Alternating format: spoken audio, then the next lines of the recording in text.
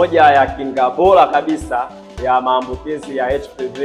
ni kupata chanjo ya HPV, na chanjo hii inashauriwa kwamba ni bora kwa wavulana na wasichana wenye umri kati ya miaka 9 hadi 14, na faida yake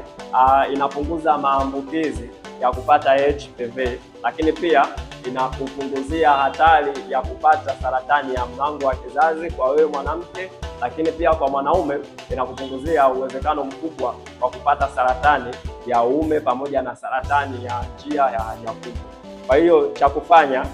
zingatia kwamba hakikisha watu wako wa karibu sawa wamepata chanjo ya HPV, lakini hata wewe pia inawezekana kwamba ni mtu mzima haupo kwenye kundi hilo la wavulana au wasichana wenye umri wa miaka 9 hadi 14, lakini unaweza kupata chanjo kwa kuzingatia ushauri wa daktari.